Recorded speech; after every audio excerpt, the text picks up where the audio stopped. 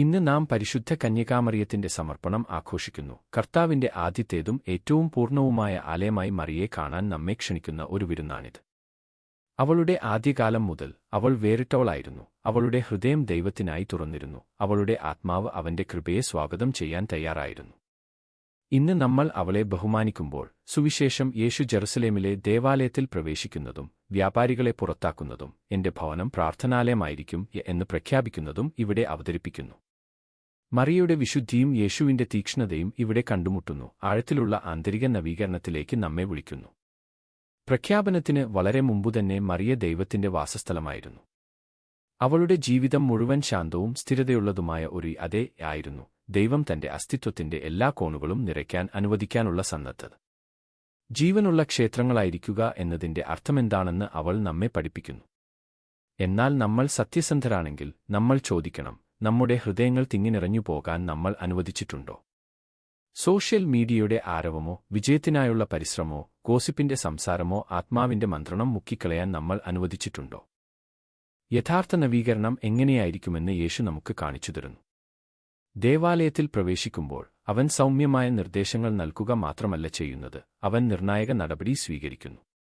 വിശുദ്ധി ഐച്ഛികമല്ലെന്ന് അവന്റെ നീതിനിഷ്ഠമായ കോപം കാണിക്കുന്നു. ദൈവത്തിന്റെ സാന്നിധ്യം ഭക്തി ആവശ്യപ്പെടുന്നു. എന്നിട്ടും ദേവാലയം ശുദ്ധീകരിച്ചതിനുശേഷം യേശു അവിടെ തുടരുന്നു, ദിവസം തോറും പഠിപ്പിച്ചുകൊണ്ടേയിരിക്കുന്നു. ശുദ്ധീകരണവും രൂപീകരണവും പരസ്പരം കൈകോർക്കുന്നു. അവൻ അയോഗ്യമായതിനെ പുറത്താക്കുക മാത്രമല്ല, സത്യം, വെളിച്ചം, സ്നേഹം എന്നിവയാൽ ഇടം നിറയ്ക്കുകയും ചെയ്യുന്നു. ഈ സുവിശേഷം നമ്മെ നമ്മുടെ സ്വന്തം ജീവിതത്തിലേക്ക് നോക്കി ചോദിക്കാൻ ക്ഷണിക്കുന്നു, എന്റെ ഹൃദയത്തിലെ പണമിടപാടുകാർ ആരാണെന്ന്. ദൈവം എന്നെ വിളിക്കുന്ന വ്യക്തിയാകുന്നതിൽ നിന്ന് എന്നെ തടയുന്ന ശീലങ്ങൾ, പ്രലോഭനങ്ങൾ അല്ലെങ്കിൽ ശ്രദ്ധ വ്യതിചലനങ്ങൾ എന്തൊക്കെയാണ്? ഒരുപക്ഷേ അത് അനന്തമായ സ്ക്രോളിംഗ് ആയിരിക്കാം. ഒരുപക്ഷേ അത് നിഷേധാത്മകതയോ താരതമ്യമോ ആകാം. സേവിക്കുന്നതിനുപകരം നേടാനുള്ള സമ്മർദ്ദമായിരിക്കാം. ഈ ആഴ്ച പരിശുദ്ധാത്മാവിനോടൊപ്പം ഇരുന്ന് വ്യക്തത ചോദിക്കാൻ ഒരു നിമിഷം എടുക്കുക. ശുദ്ധീകരിക്കേണ്ടതെന്താണെന്ന് കർത്താവ് സൗമ്യമായി നിങ്ങൾക്ക് കാണിച്ചു തരട്ടെ. എന്നാൽ ശുദ്ധീകരണം ഒരു തുടക്കം മാത്രമാണ്. യേശു നമ്മെ പഠിപ്പിക്കാനും നമ്മെ രൂപപ്പെടുത്താനും നമ്മെ ശക്തിപ്പെടുത്താനും ആഗ്രഹിക്കുന്നു. നിങ്ങളുടെ വീടിനെ ഒരു ചെറിയൊരു പ്രാർത്ഥനാലയം ആക്കുന്നത് പരിഗണിക്കുക. ഒരു കുരിശിലേറ്റൽ, മെഴുകുതിരി അല്ലെങ്കിൽ പരിശുദ്ധ മാതാവിന്റെ പ്രതിച്ഛായ എന്നിവയുള്ള ഒരു ലളിതമായ മൂല. എല്ലാ ദിവസവും രാവിലെ 5 മിനിറ്റ് നിശബ്ദമായി കർത്താവിന് നൽകുക. ദിവസം ആരംഭിക്കുന്നതിന് മുമ്പ് അവൻ നിങ്ങളുടെ ഹൃദയത്തെ പുൻസജ്ജമാക്കട്ടെ. ആ പ്രാർത്ഥന കാരുണ്യ പ്രവൃത്തികളിലേക്ക് നിറഞ്ഞു കവിയട്ടെ. രോഗികളെ സന്ദർശിക്കുക, വിശക്കുന്നവർക്ക് ഭക്ഷണം നൽകുക, നിങ്ങളെ വേദനിപ്പിച്ച ഒരാളോട് ക്ഷമിക്കുക. ശുദ്ധീകരിക്കപ്പെട്ട ഒരു ഹൃദയം സ്വാഭാവികമായും സ്നേഹിക്കുന്ന ഒരു ഹൃദയമായി മാറുന്നു. രൂപീകരണം മറക്കരുത്. യേശു ദിവസവും ദേവാലയത്തിൽ പഠിപ്പിച്ചതുപോലെ നാമും തിരുവെഴുത്തുകളോടും കൂദാശകളോടും പരസ്പരം അടുത്തു നിൽക്കേണ്ടതുണ്ട്. ഒരു ബൈബിൾ പഠനത്തിൽ ചേരുക. ഒരു ഇടവക ഗ്രൂപ്പിൽ പങ്കെടുക്കുക. ദൈവവചനം നിങ്ങളെ ഉള്ളിൽ നിന്ന് രൂപപ്പെടുത്തട്ടെ. ഇതെല്ലാം കടന്ന് മറിയ നമ്മോടൊപ്പം നടക്കുന്നു.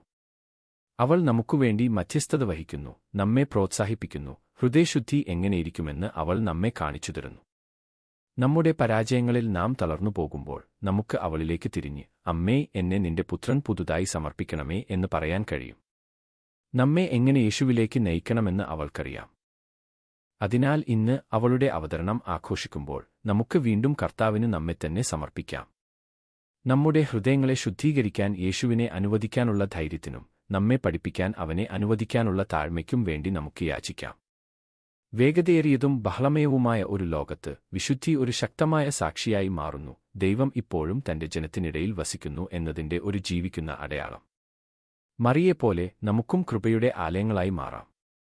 യേശുവിനെപ്പോലെ അയോഗ്യമായത് നീക്കം ചെയ്യുന്നതിൽ നമുക്ക് നിർഭയരാകാം. ദൈവത്തിന്റെ സാന്നിധ്യത്തിന്റെ സൗന്ദര്യത്താൽ നമ്മുടെ ജീവിതങ്ങൾ പ്രകാശിക്കട്ടെ. യഥാർത്ഥ സമാധാനം നൽകാൻ കഴിയുന്ന ഏകനിലേക്ക് മറ്റുള്ളവരെ ആകർഷിക്കട്ടെ. ആമേൻ.